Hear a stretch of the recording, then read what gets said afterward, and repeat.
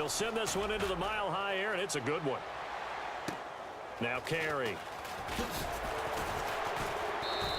Call that a 46-yard punt, though they did get 9 back on the return. Here comes Oakland again on offense. That win against Tampa Bay.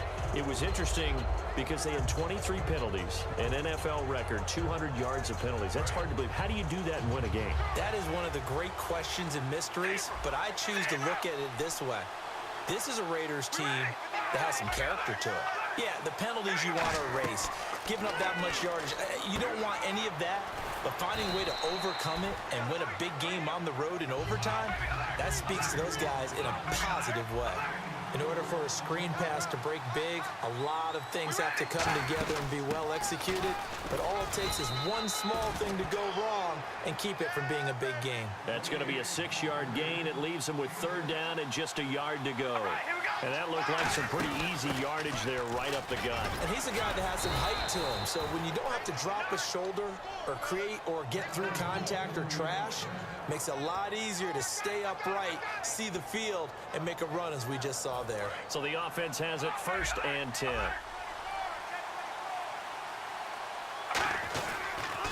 First carry here for Taiwan Jones. No gain on the play there, 2nd down. Off the corner, where'd he come from? Well, yeah, I mean, I guess he came off the corner, but really nice play. I like when you're able to pose a question and answer it at the same time. That's exactly where he came from, but it's not something that you normally see. Most of the time, we're thinking about those guys covering pass catchers. In this case, he was a big factor in a run game. No gain. 3rd down now following the completed pass. Carr going to try and throw on 3rd down. It's caught. Jones. And he is in. Touchdown, Raiders. A great effort there. A 22-yard touchdown grab. And the Raiders are able to cash in for 6. Janikowski now for the point after. And he's got it. It's now a 14-7 ball game.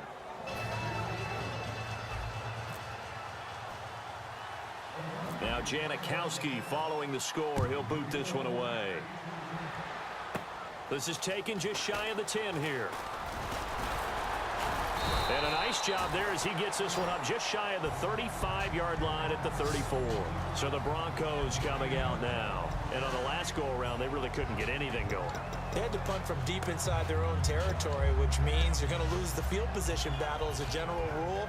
What they're looking for now is a little more consistency, move the ball at least a few times on offense, get a couple of 1st downs, and hopefully flip the field. Yeah, just something to build off of. That's what they're looking for here. They'll start out on the ground with Booker. And he is going to lose yardage here. That's going to go as a loss of 2, and it'll be 2nd down. 2 minutes remain here in the 1st half. Back to Denver right after this.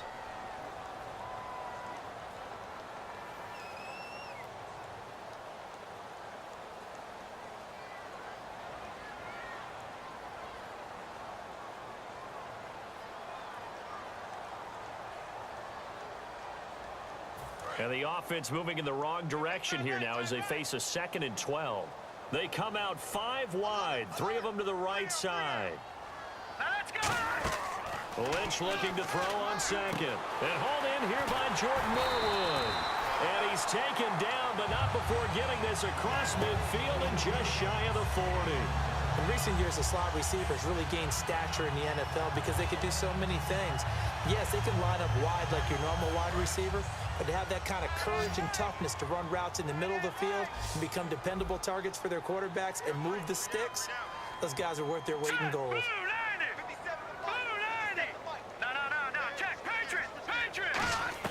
On 1st down, it's Ledge. And this one complete to Virgil Green. It's a gain of 21 that time. And it'll give the Broncos a 1st down. And there's a completion to the tight end. And look at the size of these players nowadays. At that spot, 6'4", 6'5", and up.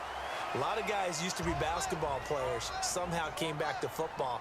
And that's really good for the game of football. You're getting better athleticism, great hand-eye coordination, guys who know how to control their bodies when they run their routes. From the red zone now, here's Lynch on first down. Incomplete. Devontae Booker, the man he was trying to get it to. And now it's second down. There are a good number of coaches that any time they call an in route are really worried about the play because there's so much traffic ordinarily that the ball has to get through to get to the receiver. And on that play, it was batted down.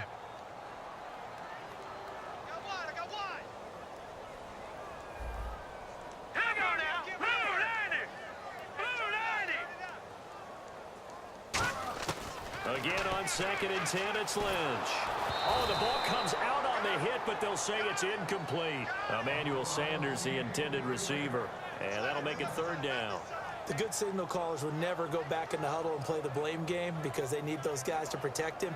But on that last one, his offensive line, they lost their leverage very quickly, and that's why they were able to get to him and hit him as he tried to throw the football and force an incompletion. They come out 5 wide, 3 of them to the right side. Now let's go! Blue 90! Blue 90! Hey, check Mike 57. To throw again is Lynch. And he'll be hit as he releases it, and that'll fall incomplete. Putting pressure on the guy throwing the football is always good, but when you can couple that with contact on him that leads to an incompletion, as we just saw there, that's winning football.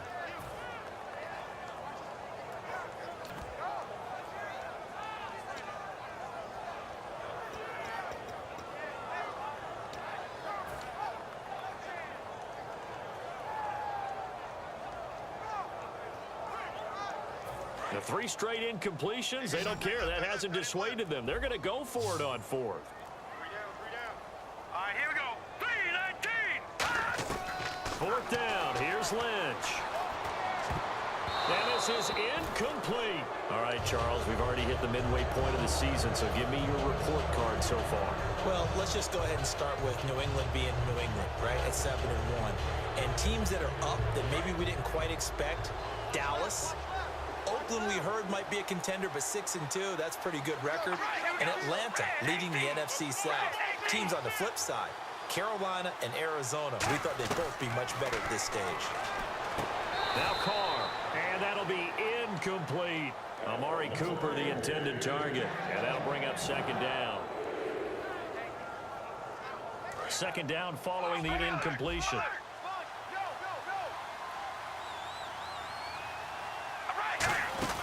They'll run it now out of the gun. And he finds some space past the 25 to the 27. 8 yards on the ground there, and now they're looking at a 3rd and 2. And now they're in the hurry-up. Carr looking to throw on 3rd and 2. Latavius Murray, the intended receiver, out of the backfield. Now 4th down.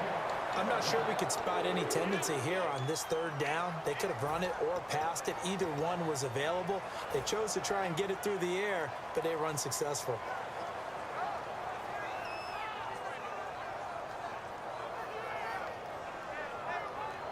And how about the call here? They need 2 yards in their own territory on 4th down, and they're going to go for it. All right, here we go. Wide and yank. Wide and yank. 54, 0. Here we go on 4th down with Carr.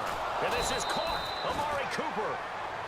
Now whistles come in. We're going to get a timeout here by the offense. It's just their first, so they'll have 2 remaining here before we get to halftime. So here we go, 1st and 10 now. Murray, the lone setback. To throw his Carr. Finds Roberts left side. And he's brought down after a good gain. A good pickup there, 26 yards. Everything about that play was beautiful. A great corner route where the receiver worked the defensive back inside and then broke back to the outside to the corner. But how about the throw by the quarterback? Anticipation on the break from inside to outside. He threw the football. As the receiver turned around, the ball greeted him. So the incomplete pass brings up 2nd down.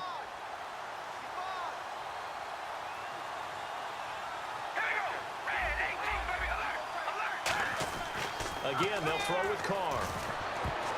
And his throw is incomplete. Amari Cooper, his intended receiver, and now it's 3rd down. Let's give some credit to the defensive guys on that play. Able to bat that one away. Sure looked like they were trying to hit the corner route. Here comes the 7th play now of this drive as this is 3rd and 10. Again, we'll see the pistol here. Throwing his car on 3rd down. He finds Roberts, complete. Now hold everything here. We're going to get a timeout by the offense.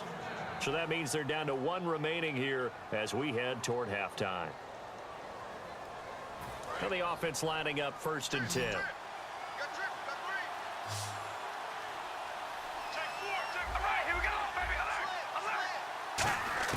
On 1st and 10, here's Carr. A right side catch by Crabtree. It's a pickup of 14 there, and the Raiders are going to have a 1st down. In the red zone this time.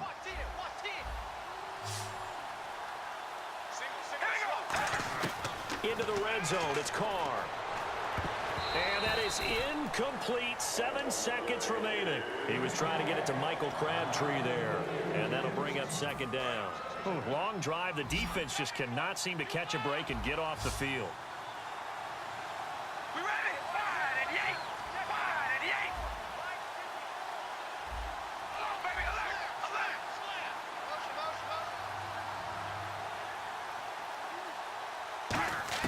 Carr again here on 2nd and 10. And the hit jarred it loose. It's incomplete. Michael Crabtree, the intended receiver, and it's 3rd down. So 3 seconds here remain in the half on as the field goal unit to see about getting 3 points. And the 38-year-old vet able to split the uprights. So 2 quarters down, 2 remain. Charles and I return after the break.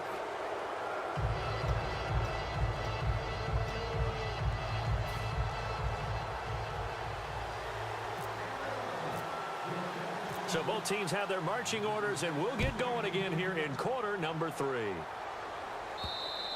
And to no one's surprise here in Denver, that'll carry through the back of the end zone for a touchback.